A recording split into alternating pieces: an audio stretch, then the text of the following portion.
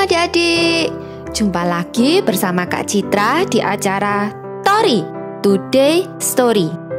Judul cerita hari ini, Kenangan Si Bopeng. Wah, gimana ya ceritanya? Ayo adik-adik duduk dengarkan ya ceritanya.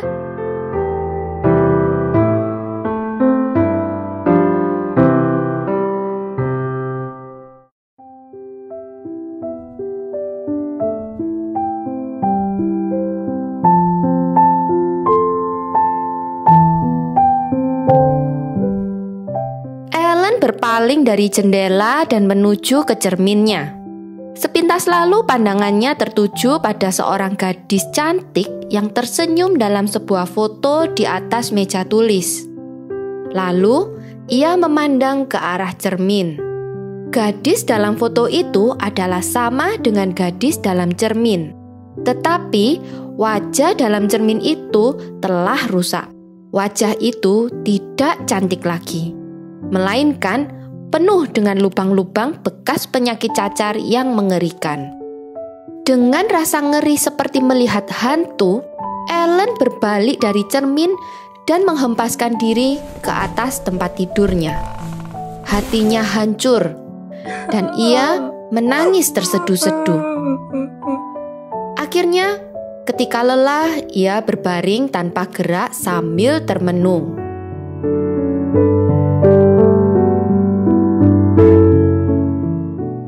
Ia teringat kembali pada peristiwa hari itu ketika ia jatuh sakit. Suara pelan para dokter.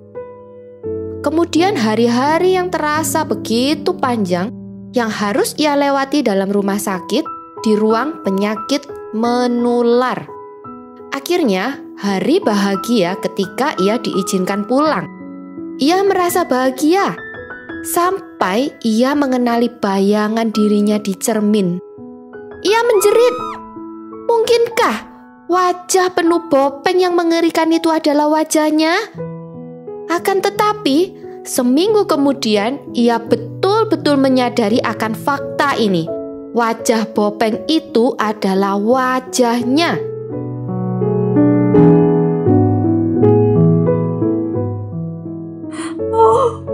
Tidak. Ia memukul tempat tidur dengan tinjunya sambil menjerit dengan getirnya. Mengapa? Mengapa hal ini terjadi padaku? Di kotanya yang kecil, tak seorang pun yang tertimpa penyakit cacar yang sedang berjangkit waktu itu. Hanya ia seorang. Saat ia teringat pada hari pertama ia kembali bersekolah, air mata mulai mengalir dari kedua matanya yang terpejam. Anak-anak dan para guru tertegun melihat dia. Seseorang telah memanggilnya Bopeng, dan julukan itu telah menjadi panggilan tetapnya. Ellen tahu mereka memanggilnya demikian tanpa berniat buruk. Nama-nama julukan yang bersifat mencemoohkan selalu diberikan kepada seseorang karena satu dan lain alasan. Tapi nama panggilan Bopeng itu sangat menyakitkan. Ia tak tahan melihat orang lain kaget melihat dirinya. Ia tak tahan terhadap cemoohan teman-temannya yang bermaksud baik dengan menjulukinya si Bopeng. Kalau saja ia mati, ia sudah berada di surga, di mana tak seorang pun akan terbelalak melihat ia atau memanggilnya Bopeng. Ia akan tinggal bersama Tuhan Yesus, sebab ia adalah juru selamatnya.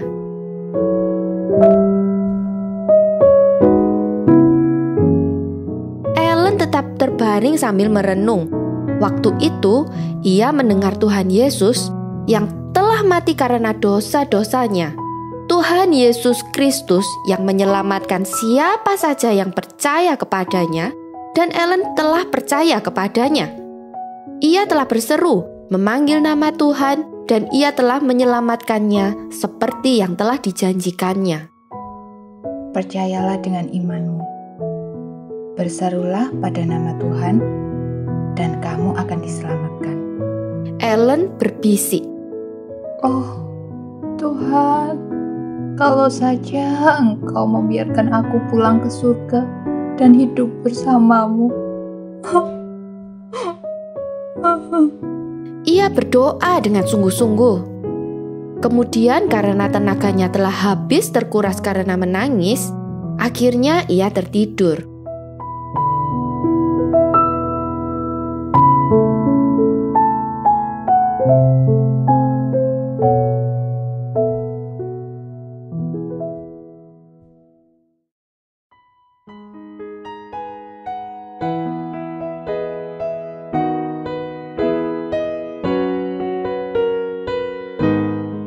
Ellen terbangun karena pintu kamarnya ada yang mengetuk. Adik laki-lakinya berteriak. Ellen, kau sudah siap? Siap. Siap untuk apa, John? Ellen balas bertanya. Dengan segera ia langsung terbangun dari tidurnya. Iya, siap. Johnny berteriak. Konser Paskah sudah hampir dimulai. Aku tidak akan pergi. Ellen menjelaskan. Tidak pergi? Johnny berteriak sambil membuka pintu dan langsung masuk. Tidak pergi? Mengapa? Apa maksudmu? Kau tidak mau menemani aku? Kau tidak mau datang melihat aku bermain? John, aku tak dapat pergi. Sungguh, aku tidak dapat pergi. Kau tahu, aku mau melakukan apapun untukmu, kecuali hal ini. Lagi pula, semua orang akan hadir untuk menyaksikan kau bermain. Memang mereka akan hadir, tetapi aku menginginkan kau juga ada. Kau tak perlu menghadapi mereka, kau hanya perlu duduk bersama mereka. Tapi, pasti ada orang yang akan terbelalak melihat aku. Atau, mungkin menyapaku dengan, "Hai Bopeng." Dengarkan, Kak. Aku tahu hal itu berat, tapi kau tak dapat bersembunyi terus. Kau tak dapat terus-menerus mengurung diri. Kau tidak mengerti. Kata Ellen dengan getirnya. Mungkin aku tak mengerti perasaanmu, tetapi Yesus sangat mengerti. Kau harus menghadapi orang banyak itu seperti yang telah Yesus lakukan. Kak, ingatkah kau bagaimana Tuhan Yesus menderita karena kita? Alkitab berkata, begitu buruk rupanya, bukan seperti manusia lagi, dan ia tidak tampan, dan semaraknya pun tidak ada.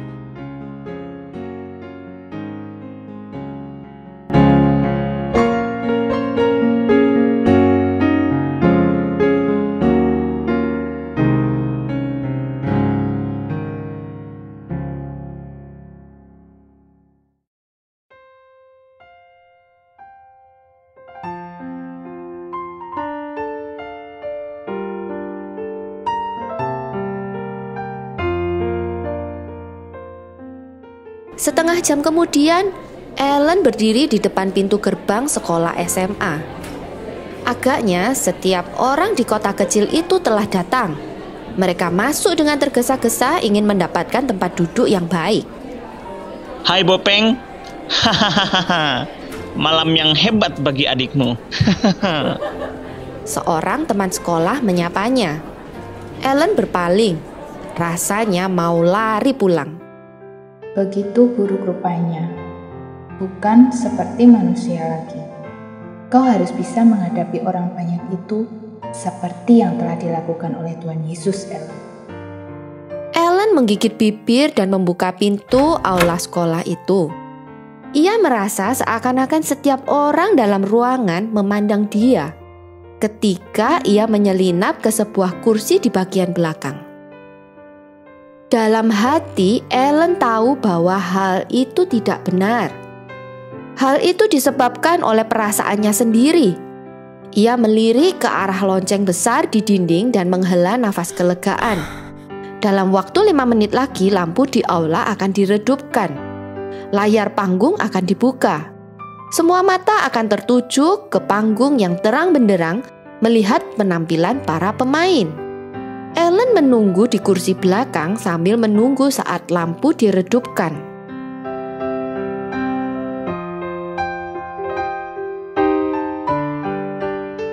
Tiba-tiba Johnny muncul dari belakang layar. Ellen melihat pandangan Johnny menyapu para penonton di bawah. Kemudian dengan tergesa-gesa Johnny mendekati dia. Ellen, kau harus bermain. Ia berseru sambil lari ke arahnya. Main? Main apa? Ellen bertanya dengan heran. Biolamu tentunya. Johnny berseru. Ayo, cepatlah. Kita harus tampil dalam waktu 3 detik. Tidak, John. Ayolah. Dan sebelum Ellen dapat melanjutkan kata-katanya, Johnny telah menariknya dari kursi dan menuntunnya berjalan di antara deretan-deretan kursi. John, kau gila. Tolak Ellen sambil meronta-ronta.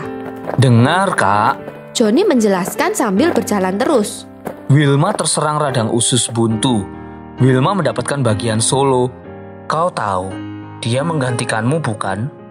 Tentu saja Ellen mengetahui hal itu. Telah berminggu-minggu lamanya ia berlatih. Di konser inilah ia akan bermain. Dan dialah yang akan bermain solo. Tapi kemudian ia sakit cacar. Dan Wilma telah dipilih untuk menggantikannya.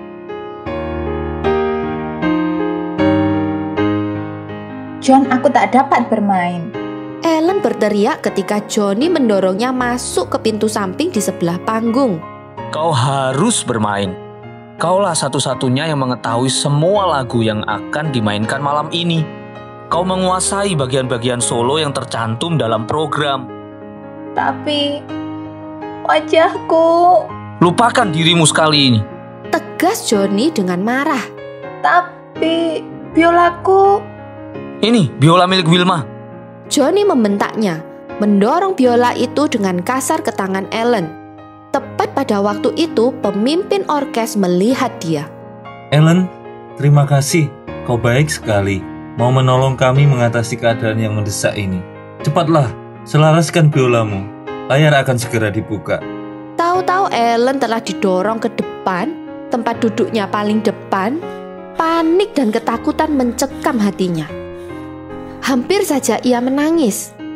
Saat itu ia mendengar adiknya berbisik. Ingatlah Yesus.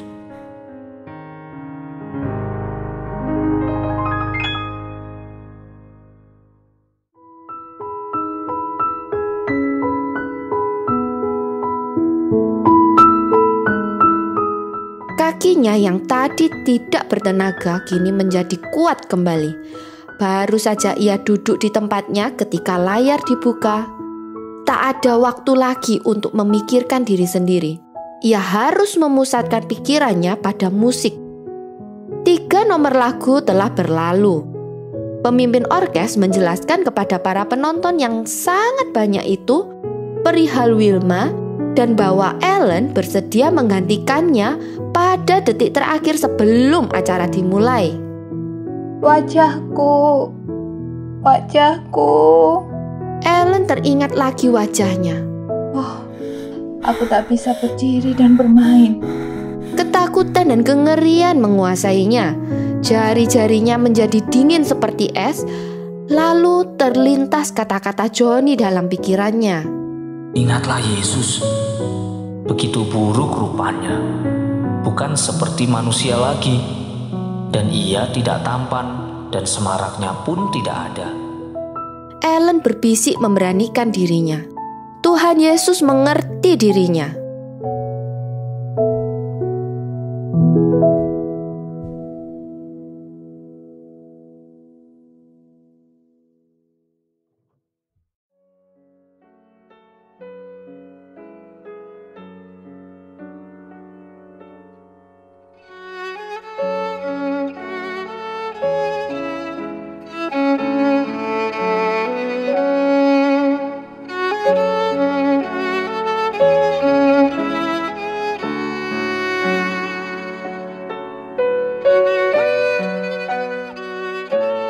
Mulai bermain, dan ia bermain jauh lebih baik daripada sebelumnya. Ia tidak dapat melihat orang-orang yang berada di luar jangkauan lampu sorot, tetapi ia tahu mereka ada di sana. Ia tahu mereka sedang menatapnya, tetapi ia tidak peduli. ia dapat menghadapi orang banyak itu karena kenangannya akan Anak Allah, Tuhan Yesus, memberi dia keberanian dan membuat dia melupakan wajahnya. Wajah Tuhan telah rusak karena dirinya.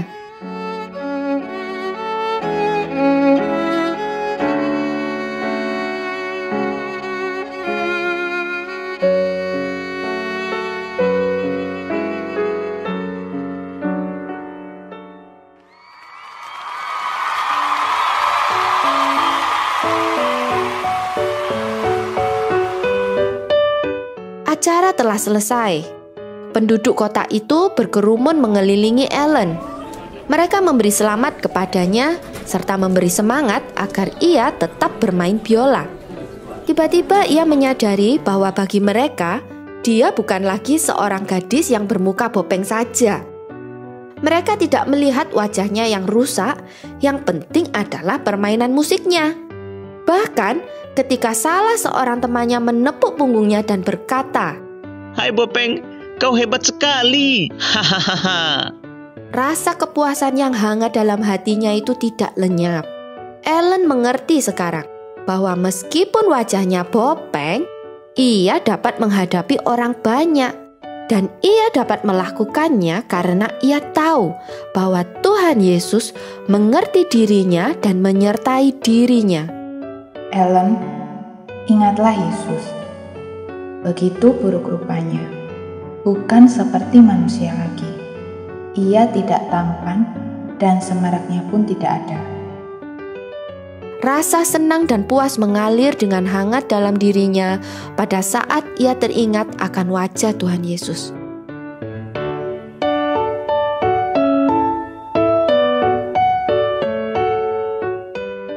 Adik-adik, bagus sekali ya cerita hari ini yang mengingatkan kita tentang pengorbanan Tuhan Yesus.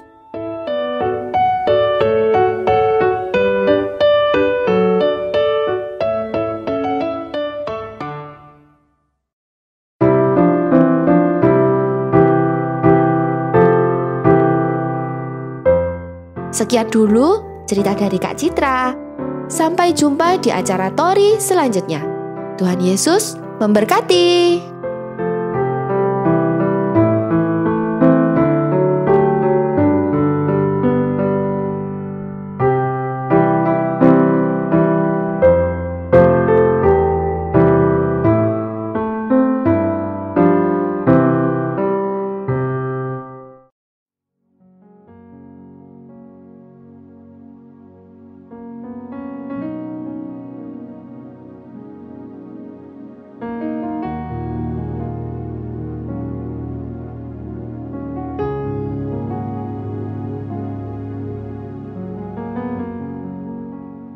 Shalom adik-adik yang terkasih dalam Kristus Yesus.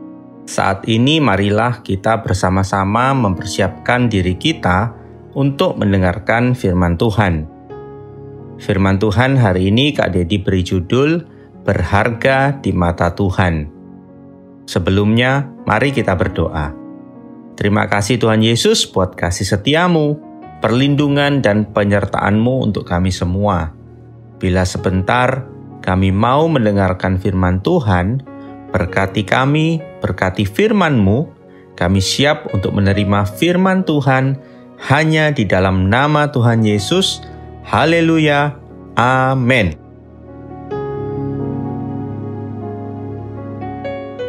Adik-adik yang terkasih, kita tadi sama-sama sudah mendengar cerita tentang kenangan si Bopeng. Tokoh cerita bernama Ellen yang malu dan minder karena wajahnya bopeng bekas dari sakit cacar. Tetapi kita diperlihatkan bagaimana Tuhan campur tangan dalam mengubah sesuatu yang tadinya dianggap tidak berarti dan rendah menjadi sangat indah. Itulah Tuhan kita adik-adik, sebab kita diciptakan serupa dan segambar dengan Allah sendiri, dan kita berharga di mata Tuhan. Adik-adik harus selalu ingat, sebagai ciptaan Tuhan, kita diciptakan amat sangat baik. Kejadian 1 ayat 31 Allah berfirman, maka Allah melihat segala yang dijadikannya itu sungguh amat baik. Dan ini termasuk kita, manusia ciptaannya. Dalam firman Tuhan juga ada loh adik-adik, di mana firman Tuhan itu dengan sangat jelas menyatakan bahwa bukan paras yang cantik dan indah yang dipandang Tuhan, tetapi hati yang murni yang dipandang Tuhan. Mungkin kita kadang berkata, kenapa sih Tuhan ciptakan aku jelek? Hidungku gak mancung, rambutku tipis dan lurus. Selain itu aku juga terlalu kurus atau terlalu gemuk. Pernahkah engkau memandangi cermin lalu mengungkapkan kekecewaanmu dan rasa tidak percaya diri yang selalu menghantuimu? Engkau tidak sendirian. Ada banyak orang yang juga mengalaminya. Apalagi saat melihat Instagram atau sosial media lain dan membandingkan diri dengan selebriti atau teman-teman di dunia maya. Ada banyak anak yang malah jadi depresi. Ada yang merasa terlalu kurus. Ada yang merasa terlalu gemuk. Atau bahkan terlalu tinggi atau kependekan. Ada banyak hal yang kalau kita buat daftarnya akan jadi panjang tentang apa saja yang ingin kita ubah dari penampilan kita. Nah, adik-adik, sebelum engkau berkata bahwa dirimu jelek, engkau harus tanya dulu pendapat Tuhan tentang dirimu. Yuk kita sama-sama lihat apa yang Tuhan katakan di Alkitab. Yesaya 43 ayat 4 berkata, oleh karena engkau berharga di mataku dan mulia, dan aku ini mengasihi engkau, maka aku memberikan manusia sebagai gantimu, dan bangsa-bangsa sebagai ganti nyawamu. Melalui firman Tuhan yang ditulis oleh Nabi Yesaya, Tuhan berkata kepada kita bahwa kita ini berharga dan mulia di mata Tuhan. Bahkan Tuhan bersedia menukarkan manusia, yaitu Yesus Kristus yang mati bagi kita di kayu salib, agar kita diselamatkan dan memiliki hubungan yang intim kembali dengannya. Jadi, jika ada pikiran yang berkata bahwa kamu tidak berharga, kamu adalah sebuah kesalahan, dan hal-hal negatif lainnya, kamu harus tolak pikiran itu. Perkatakan firman Tuhan di atas. Aku berharga di mata Tuhan. Aku mulia bagi Tuhan, sehingga ia rela mengorbankan putranya Yesus untuk menebusku dari kutuk dosa. 1 Samuel 16 ayat 7, berfirmanlah Tuhan kepada Samuel, janganlah pandang parasnya atau perawakan yang tinggi, sebab aku telah menolaknya. Bukan yang dilihat manusia, yang dilihat Allah. Manusia melihat apa yang di depan mata, tetapi Tuhan melihat hati. Tuhan melihat seseorang tidak sebatas penampilannya saja, seperti sewaktu Tuhan mencari pengganti Saul. Tuhan tidak meremehkan atau merendahkan Daud karena penampilannya yang tidak segagah kakak-kakaknya. Namun Tuhan melihat kepada kedalaman hati Daud. Hal ini juga berlaku untuk kamu loh adik-adik. Tuhan melihat dan menyelidiki hatimu. Jadi jangan hanya fokus pada penampilan fisikmu, tapi juga perhatikan bagaimana sikap hatimu dan juga karaktermu. Itu yang akan membuat kamu bertumbuh, baik secara rohani maupun dalam kehidupanmu kalau nanti sudah dewasa. Tuhan, Dia adalah Bapamu. Dia sedih saat melihatmu kecewa atau depresi karena kamu merasa kurang cantik atau kurang sempurna. Sebab Dia sudah menciptakanmu sempurna, karena kamu diciptakan segambar dan serupa dengan diri Allah sendiri. Kamu tidak perlu sedih kalau fotomu di IG nggak dapat like sebanyak temanmu, atau nggak ada yang memberikan komen yang memuji-muji kamu. Kamu cukup tahu bahwa Bapamu di surga sangat mencintai kamu. Dan cintanya itu dibuktikan dengan kerelaannya mati di kayu salib untuk menebus kita semua.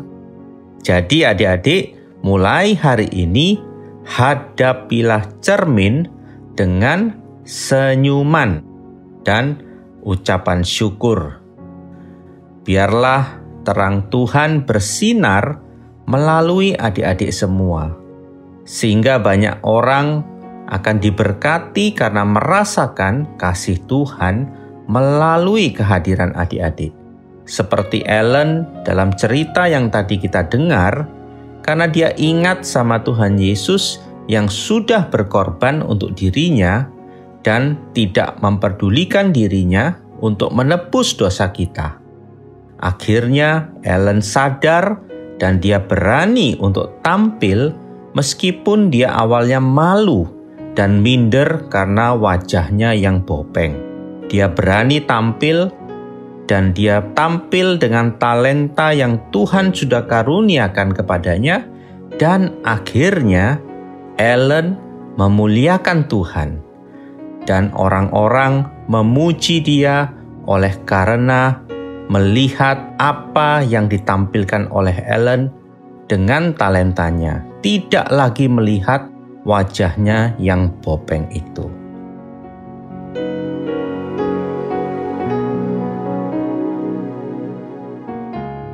Demikian firman Tuhan hari ini adik-adik. Mari kita berdoa.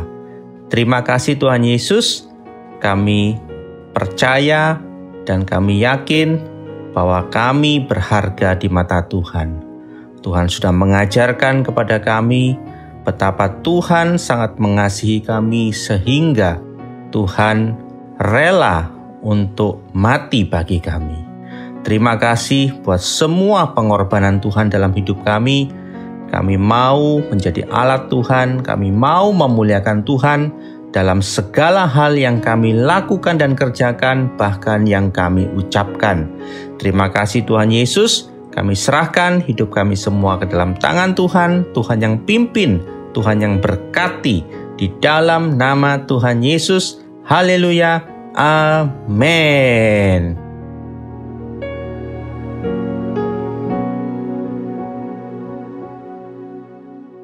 Adik-adik, sampai jumpa di acara Tori yang berikutnya.